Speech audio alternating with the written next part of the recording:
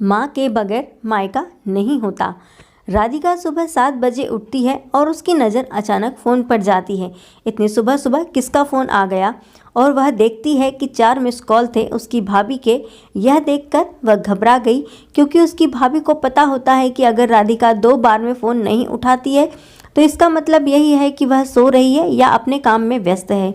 अब राधिका का मन घबरा रहा था, क्योंकि भाभी के 4 फ़ोन लगातार आने से उसे टेंशन हो गई थी, क्योंकि राधिका की मम्मी की तबीयत इन दिनों ठीक नहीं चल रही थी। अभी 2 दिन पहले ही राधिका अपनी मम्मी से मायके में मिलकर आई थी। फिर भी राधिका ने हिम्मत करते हुए अपनी भाभी को फ़ोन लगाया और फ़ोन जैसे ही भाभी ने उठाया तो राधिका को रोते हुए कहा, दीदी मम्मी जी हमें छोड़कर चली गई हैं। रात को अच्छे से सोई थी और सुबह आपके भैया और मैं ने खूब उठाने की कोशिश की पर वह नहीं उठी। तब हमने डॉक्टर साहब को बुलाया, फिर उन्होंने बताया कि मम्मी जी अब नहीं रही। दीदी आप जल्दी से जल्दी घर आ जाओ। इतना सुनते ही राधिका की आंखों में आंसू बहने लगे। पापा तो पहले ही उसे छोड़कर जा चुके थे और अब उसकी माँ भी नहीं रही। राधिका तो बिल्कुल बेहाल सी हो चुकी थी। अब राधिका ने रोते रोते यह बात अपने पति राज को बताई तो राज ने उसे संभाला और उसे जल्दी से कार में बैठाकर मायके ले गया। राधिका जैसे ही अपने घर पहुंची तो उसने अपनी माँ के शरीर को देखकर उससे लिपट गई और खूब रोई। आखिर में राज ने उसे किसी तरह समझाया और माँ का अंतिम संस्कार किया। राधिका बहुत रो रही थी और उसे माँ की बहुत याद आ रही थी। तब उसकी मौसी ने उसके आंसू पोंछे और उसे संभाला और कहा, राधिका बेटा ऐसे दुखी मत हो। दीदी नहीं रही तो क्या हुआ, मैं हूँ ना तेरी मौसी। मेरा घर भी तो तेरा मायका है।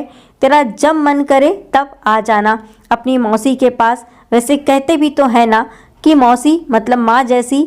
बेटी मैं तेरा दर्द समझ सकती हूँ, क्योंकि तेरे पापा तो पहले ही तुझे छोड़कर जा चुके हैं और आज दीदी भी चली गई।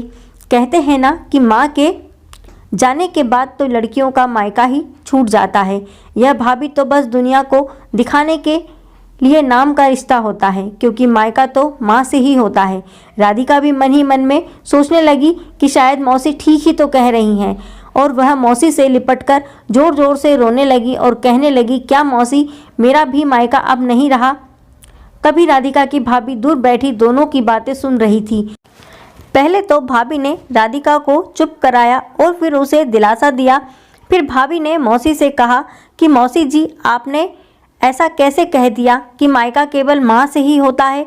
मैं मानती हूँ कि माँ का स्थान कोई नहीं ले सकता, लेकिन अभी दीदी के भैया भाभी जिंदा है और जब तक हम हैं दीदी का मायका हमेशा बना रहेगा। मैं पूरी कोशिश करूँगी दीदी को मम्मी जी की तरह प्यार और सम्मान देने की, और दीदी जब चाहे तब यहाँ आ सकती हैं। यह घर कल भी उनका था और आज भी और हमेशा भी रहेगा। मासी जी मैं भी एक बेटी हूँ और मेरा भी मायका है, और मैं अच्छे से जानती हूँ कि हम बेटियों के लिए मायका कितना महत्वपूर्ण होता है। मौसी जी आप दीदी को अपने घर जरूर बुलाइए, पर उन्हें अपने भैया भाभी के प्यार से दूर मत करिए। तभी मौसी ने कहा, बहू आज के ज़माने में तेरी जैसी सोच रखने वाली भाभी बहुत कम मिलती है। मुझे माफ़ कर दे, मैंने राधिका को गलत राह दिखाई।